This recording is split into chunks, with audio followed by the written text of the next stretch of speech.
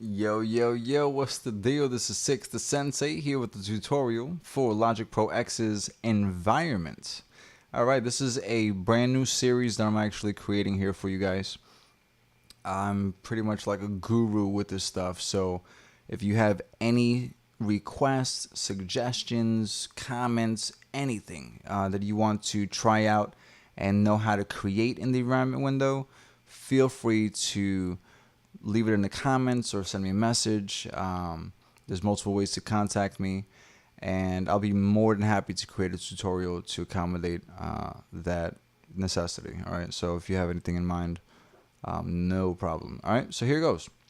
What we're doing today is we're going to take a couple of tracks and we're going to create a switch. Okay, now this switch is going to have a menu. The menu is going to control the switch, and basically from the menu you can choose track 1, track 2, none, maybe monitor, and I'll show you that right now. Okay, so what's going to happen here is we're going to start by opening up an environment window. Okay, we have a blank track area, an environment window. Let's open up a second environment window. I like using 3. One to kind of move, one to kind of, know what's on the other. But that's when I'm working with elaborate projects. For now, all I need is 1. Okay, so I'm just going to choose over here, create layer. So I can have a brand new blank layer. Name that work. All right. And then I'm going to take track 1 and track 2. Just going to drag that over there. Okay.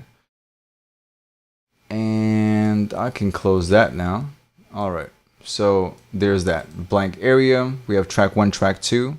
Track 1 and track 2 has retro synth and E-piano.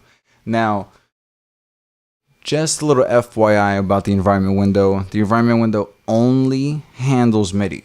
Okay, so no audio whatsoever. Absolutely none. It doesn't route audio. It doesn't do anything with audio at all. Okay, so if you try to do anything with audio, just know it's not going to work. Now there are some plugins like Blue Cat Audio's Peak Meter Pro that can receive audio and output a velocity as a MIDI message. Okay, so there's that. With no further ado, we have track 1 and track 2, right?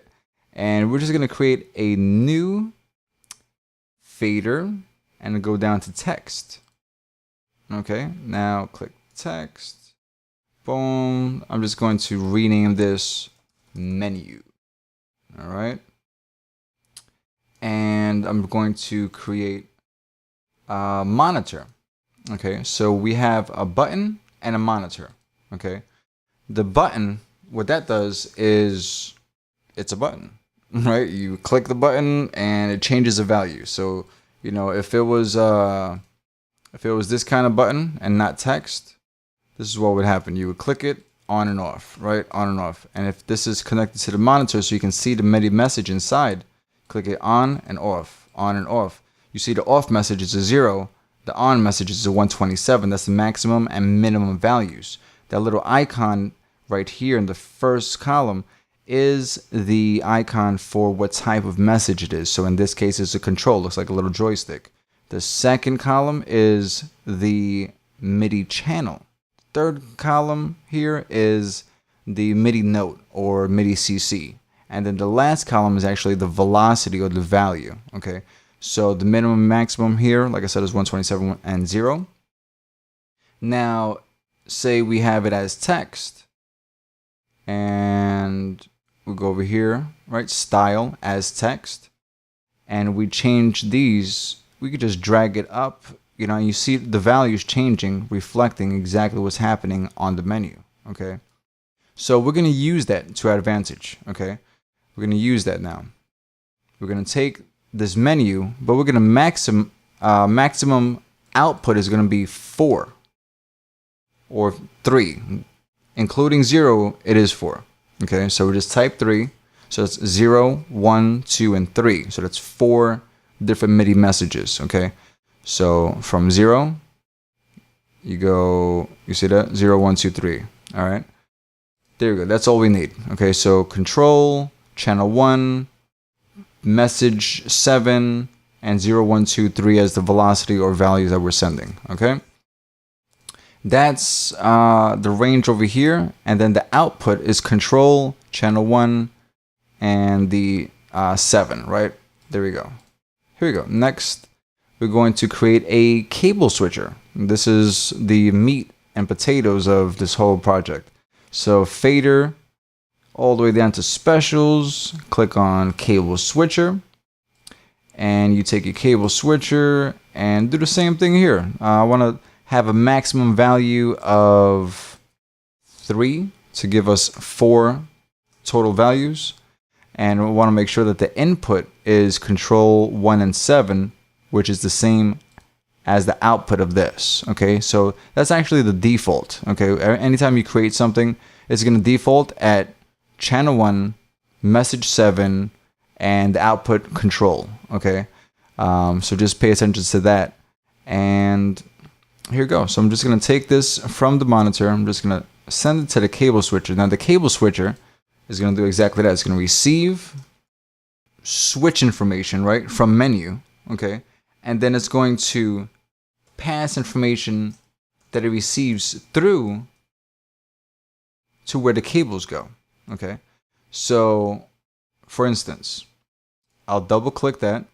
Now over here we have a menu, and I want it to behave as a menu, so I'm going to click the button behave as menu. I click over here, and the first one would be retro, right? The next one would be piano. The next one would be monitor. And we'll just do none for the last one. Okay. So now we have 4 different values.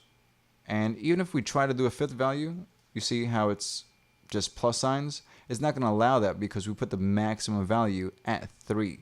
Okay. Which is 4 total. All right. So we're just going to leave that alone and close this out. Now you can select over here, retro, boom, and you'll see what happens in just a second. Cable 1 should go to retro, right? So the first one on the menu is retro, second one is piano. So second cable, piano. The third one is monitor, so we want to send that to monitor. The third cable is monitor, and then the last one is none. Now you can actually leave it exactly like that so it doesn't go anywhere.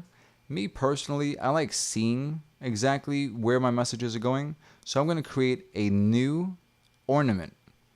The ornament is basically exactly that, an ornament. It's just to make something look good. You know, you can actually drag it out like this and you know, cover the tracks over here and name that, you know, pianos or something, you know what I mean? So you can organize it. I have other projects where I have the environment crazy organized and in order and, you know, categorized and all kinds of stuff, like really OCD. So that's cool. But anyway, I'm going to use an ornament just to receive the message and not let it go anywhere, right? So I'm just going to create a kill spot, okay?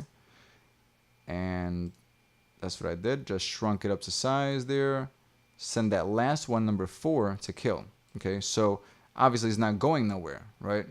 Over here, monitor is going to receive the MIDI messages so you can actually see what's going on and the messages that it is actually receiving.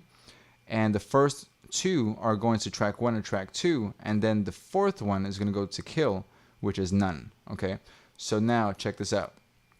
This is all going to work perfectly because we have here menu, the output, control, channel, and message. Control 1 and 7. The input, control 1 and 7. Beautiful. So now we select piano, it goes to the next one. We select none, it jumps to the last. We select retro, it goes to the first. So now you have control of where your MIDI information is going. We're not done yet though. We have one more step to make it complete, and then I'll give you, you know, one extra tip also. So we're just going to open up a brand new MIDI environment. Go to clicks and ports and peep out your MIDI device. Okay. Over here we have USB Axiom 61. I'm going to send that to a channel splitter. Okay. So you get one of those over here. New channel splitter. And then it looks like that. I just named it Axiom. Okay. So now this is what happens here though. I'm going to send channel 1. Okay. To receive and through. All right. Now, if I send sum to input notes, the sum is the sum of all channels. But since channel 1 is already going elsewhere, it's going to keep that out of the equation. So 1 is not going to be included in the sum of all of the channels. Okay. The same thing goes with up here. If you see I have the Axiom connected to the channel splitter, that means it's not going to go to the input or to the actual DAW through the sum. Okay, so just know that it's a really simple concept. Basically, like I said, the sum is the sum of all channels. So over here, the sum is the sum of all the MIDI devices, and whatever is cabled out, okay, you can't get out of the sum.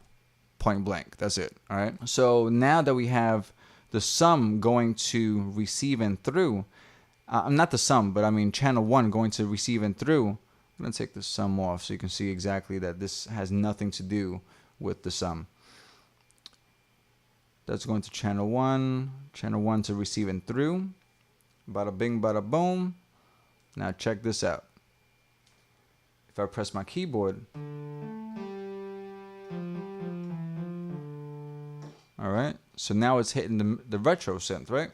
Now let me select E piano.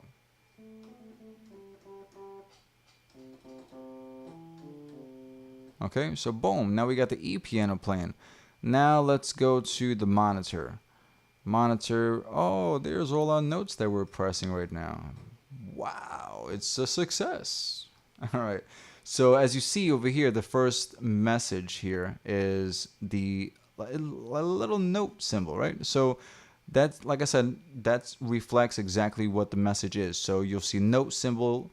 Oh, my bad. All right, you'll see a note symbol there. You'll see maybe a M for meta event, F fader, a little joystick for control, and so on and so forth. Okay. Also, that's very important. Exactly what I just did. I'm glad I actually erased that by accident, because that's a huge mistake. Sometimes if you delete one little module and you've connected a whole bunch of different cables will be deleted from other spots in your setup.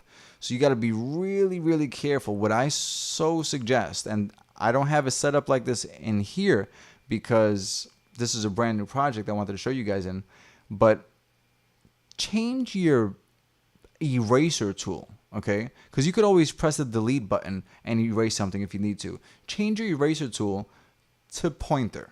Okay, so if you right click by accident, you don't mess your work up. You know what I mean? Because man, I've done that so many times. Then I have to revert back, and then I miss a whole bunch of steps that I thought. You know what I mean? Oh man, it's a hassle.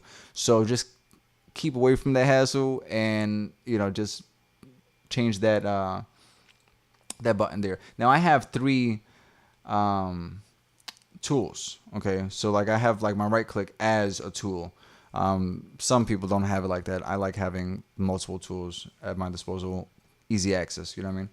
All right, so that's basically it for this tutorial. So you see that, track 1, track 2, everything goes to where it's supposed to go through this menu and the cable switcher. Super simple, super easy to do. Hope this helps you out and gives you some ideas. Like I said, if you have anything that you want me to help you with and create, for a tutorial, feel free. I'll be more than happy to do it for you. All right. So God bless. Thank you for watching and happy producing, guys.